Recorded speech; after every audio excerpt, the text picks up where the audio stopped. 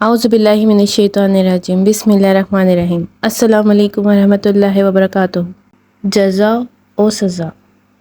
ایک دن اللہ تعالیٰ نے ملک الموت سے پوچھا، تجھ کو کس بندے کی روح قبض کرتے وقت کبھی رحم بھی آیا یا نہیں؟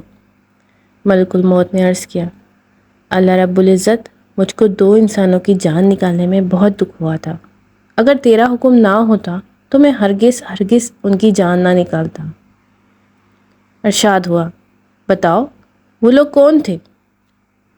عرض کیا، ایک تو وہ بچہ تھا جو نیا پیدا ہوا تھا اور اپنی ماں کے ساتھ جہاز کے ٹوٹے ہوئے تختے پر بے سر و سامانی کی حالت میں بحر بیکرا میں تیرتا ہوا جا رہا تھا۔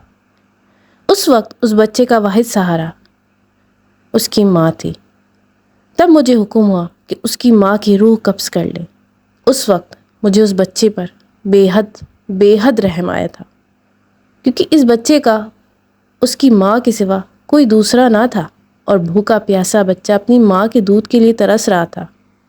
اور باری تعالیٰ دوسرا ایک بادشاہ تھا جس نے ایک شہر کمال آرزو سے ایسا بنوایا تھا کہ ویسا شہر دنیا میں کبھی کہیں نہ تھا۔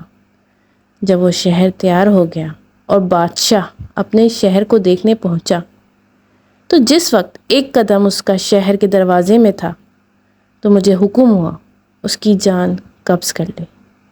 اس وقت بھی مجھے بہت رونا آیا تھا کہ وہ بادشاہ کیا کچھ حسرتیں اپنے دل میں لے کر گیا ہوگا۔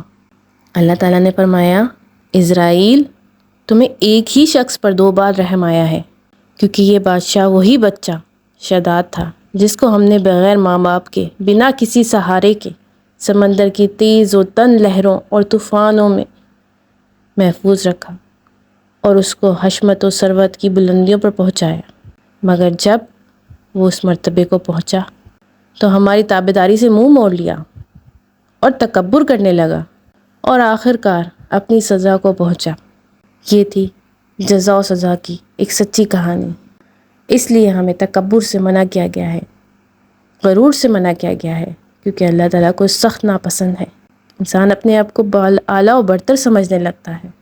اللہ تعالیٰ ہم سب کو اپنی امان میں رکھے، آمین ثم آمین۔